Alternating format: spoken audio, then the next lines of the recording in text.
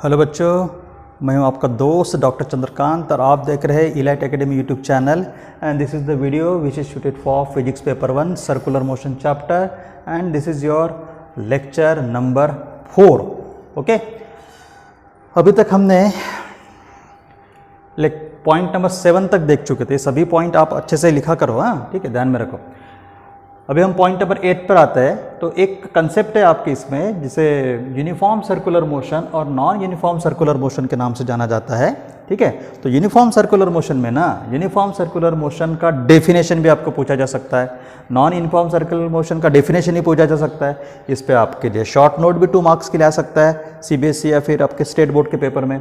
तो हमने क्या किया, रादर दैन इतने सारे कितना करोगे पढ़ाई, इतना पढ़ाई करने से अच्छा है कि एक ही क्वेश्चन प्रिपेयर करो। एक ही क्वेश्चन में आपके 2-3 क्वेश्चन आ जाते हैं। इसमें उसका डेफिनेशन भी आ जाता है, डिफरेंस भी आ जाता है और शॉर्ट नोट भी आता है। शॉर्ट नोट आया तो इतना लिखो, ठीक है। ये सभी क्वेश्चन 2 मार्क्स के लिए आते हैं।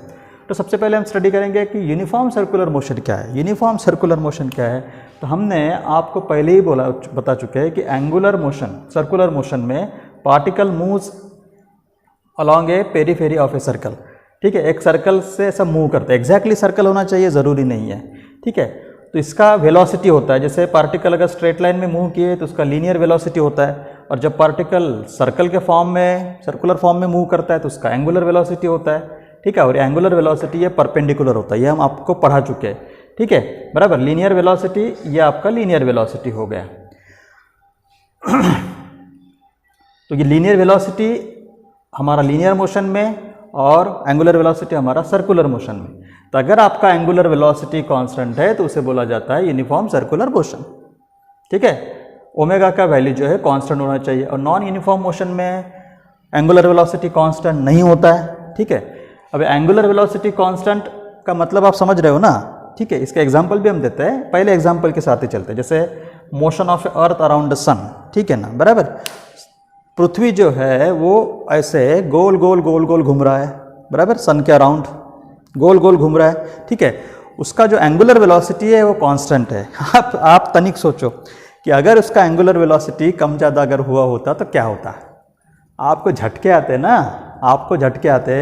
एक छोटा सा माइनर रिक्टर स्केल पर 1.2 1.3 का जब भूकंप आता है तो कितना तबाही मचाता है। तो आप थोड़ा सोचो कि अगर एंगुलर वेलोसिटी पृथ्वी का कम ज़्यादा होता, कितने झटके आते हैं और पृथ्वी पर कोई भी जीवित नहीं रहता।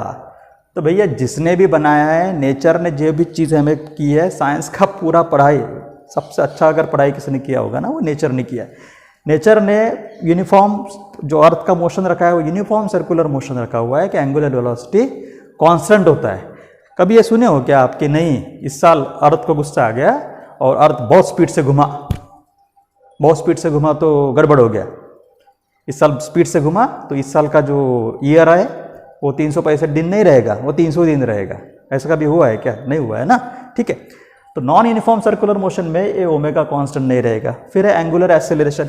एक्सेलरेशन का डेफिनेशन ही क्या होता है आपका? एक्सेलरेशन का डेफिनेशन होता है वेलोसिटी अपॉन टाइम। तो एंगुलर एक्सेलरेशन का डेफिनेशन क्या हुआ? Angular velocity upon time. तो अगर एंगुलर वेलोसिटी आपका कांस्टेंट है, बराबर, एंगुलर वेलोसिटी आपका कांस्टेंट है, तो एक्सेलरेशन का डेफिनेशन होता है change in angular velocity upon change in time. तो एंगुलर वेलोसिटी अगर कांस्टेंट है मतलब initial angular velocity is equal to final angular velocity. तो दोनों का डिफरेंस 0 हुआ ना, डी ओमेगा 0 हो जाएगा। अगर ये 0 हुआ तो 0 upon D T is equal to, मतलब अल्फा की वैल्यू कितनी हो जाएंगी? 0। यहाँ पे कैसा है, नॉन यूनिफॉर्म सर्कुलर मोशन में आपका एंगुलर वेलोसिटी कांस्टेंट नहीं है, तो ओमेगा 1 मतलब इनिशियल एंगुलर वेलोसिटी और फाइनल एंगुलर वेलोसिटी भी कांस्टेंट नहीं होगा, चेंजेस रहेंगे उसमें। ठीक है, इसके वजह से इसका angular acceleration is not equal to 0। फिर होता है टेंजेंशियल फोर्स। टेंजेंशियल फोर्स जैसे अगर आपके यहाँ पे खेती बाड़ी अगर होगा तो जैसे महाराष्ट्र में गोफन बोलते हैं उसको, एक इंस्ट्रूमेंट होता है ऐसा रस्सी जैसा, उसमें पत्थर बांध के ऐसा गोल गोल गोल गोल घुमा के छोड़ा जाता है। वो बराबर टप से लगता है जिसको टारगेट किए तो, बराबर। अब ये गोफन जो हम गोल गोल गोल गोल घुमा के छोड़ रहे हैं तो वो छोड़ा हुआ जो पत्थर है वो एक पर्टिकुलर डायरेक्शन में जाता है। उस पत्थर को मोशन देने के लिए जो फोर्स रिक्वायर्ड है दैट इज टेंजेंशियल फोर्स, इस डायरेक्शन में वो कंप्लीटली टेंजेंट होता है रेडियस को। ये हमारा रेडियल वेक्टर, रेडियस वेक्टर जिसे बोला जाता है, इसको वो फोर्स क्या होता है, टेंजेंट होता है, इस सर्कल को टेंजेंट होता है 90 degree angle.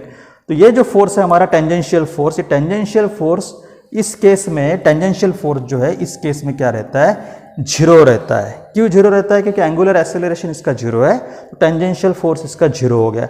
Non uniform circular motion में tangential force is not equal to zero. ठीक है, अब एग्जाम्पल तो मैं पहले ही एक्सप्लेन कर चुका हूँ कि motion of the earth around the sun, motion of the earth around the sun is the best example. ठीक है, बराबर है। और दूसरा, पृथ्वी पर घटने वाली हर वो घटना जो सर्कुलर फॉर्मेट, सर्कुलर मोशन की एग्जाम्पल है, बराबर, लेकिन उसमें आपका स्पीड जो है वो कम ज़्यादा हो रहा है, तो सभी एग्जाम्पल सबके नॉन यूनिफॉर्म सर्कुलर मोशन में बैठते हैं।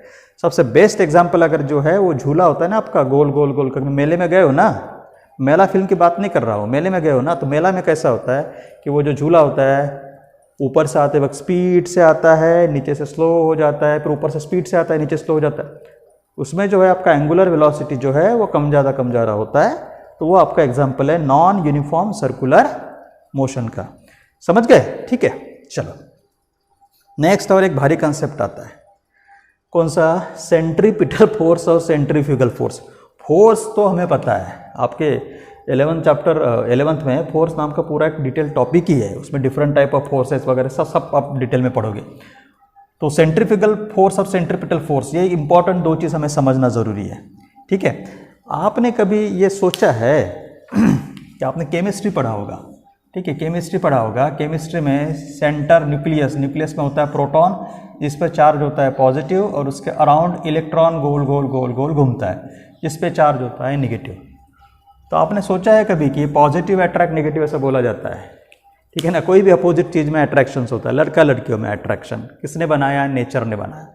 Electron different charge negative, proton different charge positive, दोनों में अट्रैक्शन। लेकिन ये अट्रैक्शन के वजह से कोई भी दो चीज़ एक जगह पर रहने के लिए उनको बांधना पड़ेगा ना, तो जो भी फोर्स लगता है वो है हमारा फोर्स ऑफ अट्रैक्शन। अब ये फोर्स ऑफ अट्रैक्शन क्या होता है, तो खास करके हमारा अर्थ का अगर एग्जाम्पल दोगे, अर्थ के एग्जाम्पल में हम मानेंगे कि सपोज सेंटर में सन है और अर्थ जो है वो गोल घूम रही है, तो हमने कभी ये सोचा है कि अर्थ क्यों भाई सूरज के ओर ऐसी गोल गोल गोल गोल क्यों घूम रही है, तो दोनों के बीच में फोर्स ऑफ अट्रैक्शन है। ठीक है, फोर्स ऑफ अट्रैक्शन है। ये जो फोर्स ऑफ अट्रैक्शन है, बराबर, ये फोर्स ऑफ अट्रैक्शन की जो डायरेक्शन है वो टुवर्ड द सेंटर है। अगर सन को हम सेंटर में मानते हैं तो इसका डायरेक्शन टुवर्ड द सेंटर होगा। तो ये जो डायरेक्टेड फोर्स है, जो सेंटर की तरफ जिसका डायरेक्शन होता है, उसे बोला जाता है सेंट्रीपिटल फोर्स, इसे बोला जाता है सेंट्रीपिटल फोर्स।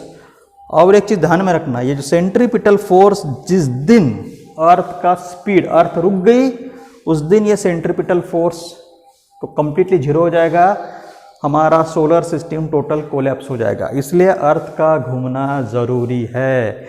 जिस दिन अर्थ को लगा नहीं आज तो मैं बहुत थक गई, आज मैंने बहुत पढ़ाई कर ली, हमारे बच्चों ने, हमारे अर्थ पर के बच्चों ने बहुत पढ़ाई कर ली, सब बच्चे थक गए, चलो आज हम थोड़ा रेस्ट कर। अर्थ ने रेस्ट किया कि आप सभी लोग धार से झटका लगेगा, अब हम सब फेंके जाएंगे यूनिवर्स में इतने फेंके जाएंगे दूर तक कि ग्रेविटेशनल फोर्स फील्ड से भी बाहर चले जाएंगे और हमारा बन जाएगा तारा। हम दूर से फिर तारे जैसे दिखेंगे, ठीक है ना, बराबर। तो यह है हमारा सेंट्रीपिटल फोर्स। अब ये सेंट्रीपिटल फोर्स के लिए आपको मैंने अभी बोला कि सेंट्रीपिटल फोर्स के लिए सर्कुलर मोशन जरूरी है। ये सर्कुलर मोशन अगर रुक गया, सर्कुलर मोशन अगर रुक गया तो सेंट्रीपिटल फोर्स नहीं होगा। ये एक रियल फोर्स है, मैं अभी बोला हूँ कि ये रियल फोर्स है, ये क्रिएट हो रहा है दो बॉडी के बीच में, बराबर। जैसे इलेक्ट्रॉन प्रोटॉन का एग्जाम दे तो यहाँ भी सेंट्रीपिटल फोर्स है। सेंट्रीपिटल फोर्स है, जो न्यूक्लियस है वो इलेक्ट्रॉन को अपनी ओर खींचता है, तो ये सेंट्रीपिटल फोर्स का एग्जाम्पल है। दूसरा है सेंट्रीफ्यूगल फोर्स। तो भैया न्यूटन नाम का एक बहुत बड़ा साइंटिस्ट हो गया, उसको बहुत काफ़ी कीड़ा था। उसने अपने खुद के मतलब एक मैगजीन में सबसे पहले 3 लॉ खोज के निकाले, जिसे न्यूटन्स लॉ ऑफ मोशन बोला जाता है, ठीक है, बराबर, काफ़ी फेमस है। उसमें का 3rd लॉ तो काफ़ी फेमस है, एक्शन इक्वल टू रिएक्शन। अब ये जो फोर्स है ये एक्शन वाला फोर्स हो गया, तो नेचर ने हर चीज़ को बैलेंस किया हुआ है, क्योंकि अगर सिस्टम बैलेंस नहीं होगी तो जो पृथ्वी का इतना बड़ा ये लिविंग ऑर्गेनिज्म का स्ट्रक्चर है वो कैसे चलेगा। तो इस फोर्स को, एक्शन को बैलेंस करने के लिए यहाँ पे उसको अपोजिट करने वाला फोर्स, जिसे सेंट्रीफ्यूगल फोर्स बोला जाता है, वो नेचर खुद क्रिएट कर रहा है। It is getting create only because of centripetal force is being created between the two bodies.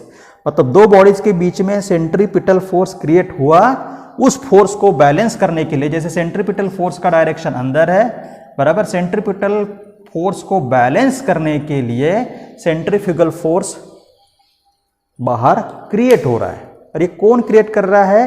तो ये क्रिएट कर रहा है एक्चुअली सेंट्रीपिटल फोर्स खुद ये क्रिएट कर रहा है अपने आप को बैलेंस करने के लिए। अगर ऐसा नहीं हुआ, सेंट्रीफ्यूगल फोर्स क्रिएट नहीं किया जाता, तो क्या होता? सन अर्थ को अपनी ओर खींच लेते, हम सभी सूरज के अंदर चले जाते। सूरज अपने कितना लाखों करोड़ों किलोमीटर दूर है, तब भी तपिश उसकी हम यहाँ महसूस कर सकते हैं। ठीक है ना? हम धूपकाले में 45 डिग्री सेल्सियस, 48 डिग्री सेल्सियस इतना टेम्परेचर हम महसूस करते हैं। ठीक है, बराबर बराबर। मराठी में म्हणता शेकली, इतक्या दुरून शेकते। तो आप जरा सोचो कि अगर ये नहीं होता, बैलेंस फोर्स नहीं होता, तो ये अर्थ अंदर चली जाती ना। तो उसको बैलेंस करने के लिए सेंट्रीफ्यूगल फोर्स क्रिएट हुआ। अब ये फोर्स हमने क्रिएट नहीं किया, इसलिए इसको बोला जाता है सूडो फोर्स। ये रियल फोर्स है, सूडो। सूडो मतलब झूठा, झूठा फोर्स। इसका तो बहुत सारा प्रैक्टिकल एग्जांपल आप खुद ही महसूस करते हो जब आप बस में जाते हो ना, बस में। ठीक है, अब जब आप बस में जाते हो तो बस जब टर्न लेती है, ड्राइवर जब टर्न लेता है, तो आपने देखा होगा कि बस अंदर के डायरेक्शन में आ जा रही है। ड्राइवर ने सेंट्रीपिटल फोर्स अप्लाई किया। समझ रहे मेरी बात को? ड्राइवर ने सेंट्रीपिटल फोर्स अप्लाई किया, बस हमारी अंदर की ओर ऐसी टर्न हो गई। तो हम बस जो चेयर पे बैठे हुए लोग होते हैं, हम ऐसे बाहर खींचे जाते हैं। ठीक है ना, बराबर। जैसे ये हमारी बस है, ठीक है, ये हम है, ये बस सीधी सीधी जा रही है तो कुछ नहीं हो रहा है, ये लीनियर मोशन हो गया, सीधी जा रही है बस। लेकिन जैसे ही बस ने टर्न लिया, ठीक है, यह हम है, ये ऐसे बाहर फेंके जाते हैं। अब इसको कौन झटका मारा? कोई धक्का मारा है? कौन धक्का नहीं मारा? किसने धक्का नहीं मारा? तो धक्का नहीं मारा तो बाहर क्यों खींचा जा रहा है? बाहर इसलिए खींचा जा रहा है कि पहले लीनियर मोशन था, तो लीनियर मोशन में सेंट्रीपिटल फोर्स का कंसेप्ट ही नहीं आता। सेंट्रीपिटल फोर्स का कंसेप्ट आएगा जब आपका मोशन सर्कुलर मोशन होगा। तो जब मोशन आपका सर्कुलर होगा, टर्न जब लोगे आप, तो अल्टीमेटली सेंट्रीपिटल फोर्स क्रिएट होगा। सेंट्रीपिटल फोर्स को बैलेंस करने के लिए nature create the centrifugal force. तो ये सेंट्रीफ्यूगल फोर्स आपको बाहर खींचेगा, and this centrifugal force is equal to always centripetal force. ठीक है ना? बहुत बार तो बच्चे लोग जो अप डाउन गिप डाउन करते हैं ना, वो उसका फिजिक्स का बहुत फायदा उठाते हैं। कैसे? बच्ची अगर बाजू में बैठी रही, जैसा टर्न लिया, जितना सेंट्रीफ्यूगल फोर्स नेचर क्रिएट नहीं करता ना, बच्चा उतना अपने आप क्रिएट कर देता है। ठीक है ना? और फिर उसका एक्शन का जो रिएक्शन गाल पे पड़ता है, वो न्यूटन्स का थर्ड लॉ सेटिस्फाइड करता है, एक्शन इक्वल टू रिएक्शन। इसलिए बता रहा हूँ, एक्शन इक्वल टू रिएक्शन का उतना ही इस्तेमाल करो जितना किताबों में है। ठीक है, ज़्यादा अपना दिमाग मत लगा। ये होगा अपना सेंट्रीपिटल फोर्स का दूसरा। तीसरा, it is consider in inertial frame of reference and it is consider in non inertial frame of reference. अब भाई ये इनर्शियल फ्रेम ऑफ रेफरेंस क्या है? इनर्शियल फ्रेम ऑफ रेफरेंस वैसा तो काफ़ी कॉम्प्लिकेटेड कंसेप्ट है, हम आपको सिंपल लैंग्वेज समझा देते हैं। ध्यान दो इधर, ये एक ऑब्जर्वेटरी सिस्टम है। जैसे फॉर एग्जांपल अभी हम हमारे ट्यूशन के रूम में पढ़ा रहे हैं, तो ये हमारा एक रेफरेंस सिस्टम हो गया।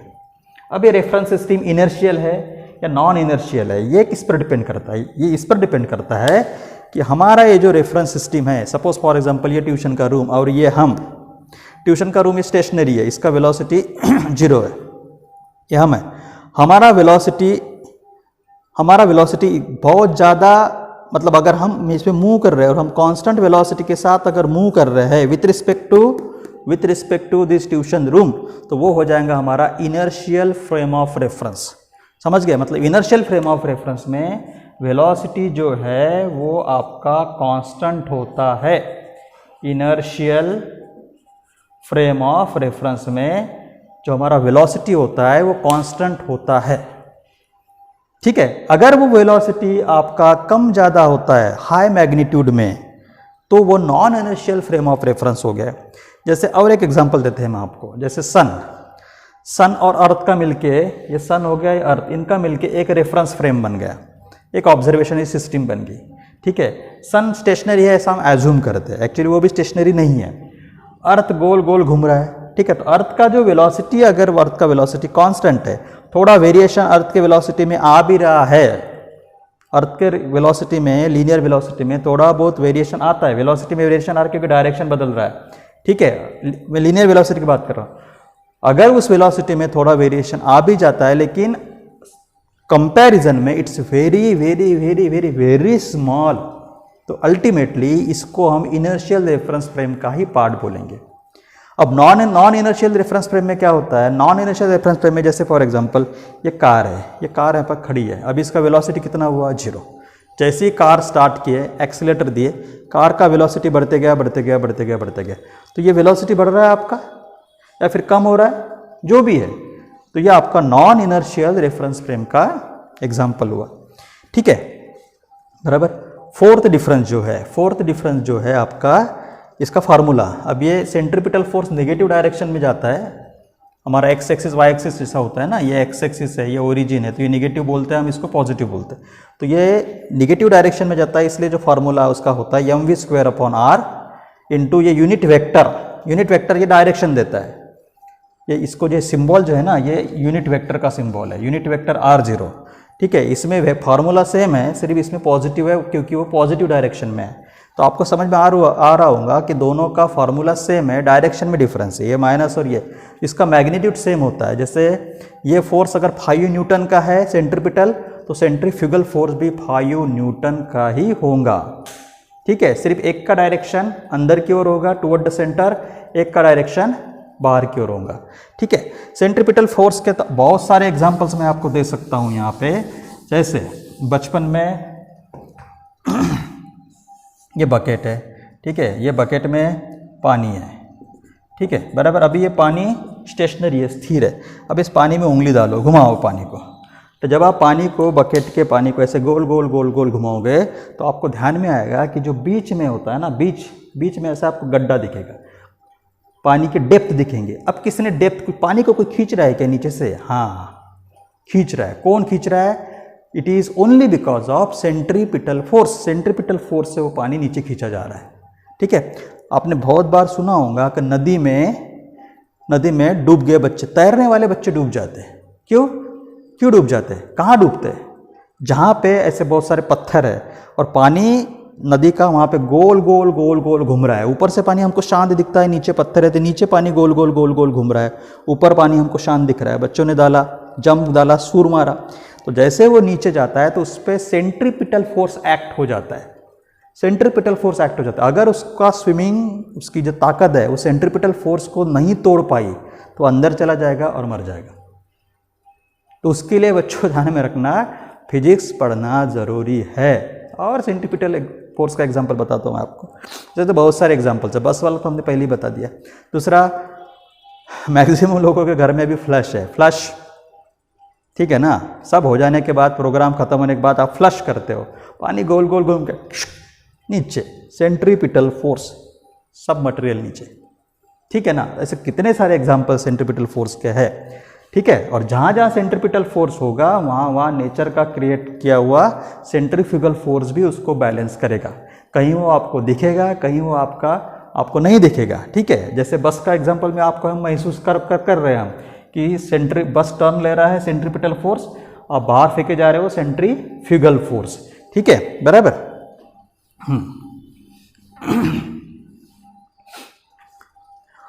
तो ये हमारा टाइप नंबर 1 का यहाँ तक है। इस टाइप नंबर 1 में हमने क्या देखा? लीनियर वेलोसिटी देखा, एंगुलर वेलोसिटी देखा, लीनियर मोशन और एंगुलर सर्कुलर मोशन में क्या रिलेशनशिप है, उसके हमने काइनेमेटिक्स के तीन फार्मूलेज भी देखे। अब हम आते हैं न्यूमेरिकल्स पे। तो अभी न्यूमेरिकल में ध्यान में रखो कि हम इस न्यूमेरिकल में टाइप 1, टाइप 2, टाइप 3 इस तरीके से हम पढ़ा रहे हैं। तो अभी जितना भी आप यहाँ तक पढ़ा चुके हैं उसमें हमने वेलोसिटी, रेडियस वेक्टर या फिर पोजीशन वेक्टर बोलो या फिर radial vector, whatever it may be, omega, angular velocity, angular acceleration, centripetal force, centrifugal force. अब इसके डिफरेंट कुछ फार्मूलेज भी है जो आपको इस पर्टिकुलर टाइप में हम यूज़ करने वाले हैं, ठीक है। पहला एंगुलर डिस्प्लेसमेंट, ये हम सब आपको पढ़ा चुके हैं, 2πn, N means total revolution, ठीक है। जैसा ये 1 रिवॉल्यूशन हो गया, ये 2 रिवॉल्यूशन, 3 रिवॉल्यूशन, तो वो है वो, ठीक है। Omega equal to twice pi N, यानी मतलब आरपीएम, रिवॉल्यूशन पर मिनट, जिसे हम स्पीड बोल सकते हैं। Angular velocity, angular acceleration alpha is equal to final velocity, final angular velocity minus initial angular velocity upon time. ये काइनेमेटिक इक्वेशन था, हमने आपको ऑलरेडी लिखवा दिया हुआ है, ठीक है। ये भी काइनेमेटिक इक्वेशन है, ये लीनियर इक्वेशन का काइनेमेटिक इक्वेशन है, और हमने आपको ऑलरेडी पढ़ा चुका है कि लीनियर के जो काइनेमेटिक इक्वेशन आप 9th और 10th में पढ़ते हो। यस मतलब डिस्प्लेसमेंट, ये एंगुलर डिस्प्लेसमेंट, यू मतलब इनिशियल वेलोसिटी, ये एंगुलर वेलोसिटी ओमेगा 0, वी मतलब फाइनल वेलोसिटी, ये एंगुलर फाइनल वेलोसिटी ओमेगा, ठीक है। A for acceleration, alpha for angular acceleration. इस तरीके के डिस्प्लेसमेंट ओरिजिनल जो 9th 10th स्टैंडर्ड के आपके फार्मूलेज है उसमें बस ये रिप्लेस करो, आपको नए फार्मूले मिल जाएंगे। हमारा लेक्चर नंबर 3 आप देखो, लेक्चर नंबर 3 में पूरे फार्मूले में आपको लिखवा चुका हूँ। ये आपका एक थोड़ा नया कंसेप्ट होगा, static friction is equal to mu S into N, ठीक है ना। Static friction is equal to mu S into N, मेरे नेक्स्ट वीडियो में मैं इस चीज़ को मैं एक्सप्लेन कर दूंगा। ये सेंट्रीपिटल फोर्स का फार्मूला, सेंट्रीफ्यूगल फोर्स का फार्मूला, ये फार्मूला भी है mv²/r, ठीक है। और आपको खास करके 12th स्टैंडर्ड में वेक्टर फॉर्मेट में तो न्यूमेरिकल्स है ही नहीं आपको, ठीक है। या फिर ये दूसरा फार्मूला है, और एक फार्मूला आप लिख लो कि linear velocity r v equals to r into omega. अभी वेक्टर फॉर्मेट में देखेंगे ना, linear velocity v is equals to omega cross r।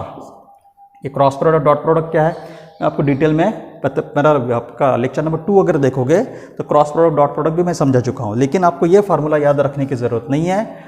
For numerical point of view आपको ये 8 नंबर का फार्मूला याद करना है, ठीक है। तो काफ़ी इंटरेस्टिंग चैप्टर है, ठीक है। एक थोड़ा सा ब्रेक ले लेते हैं, फिर उसके बाद इसको हम सामने कंटिन्यू करेंगे।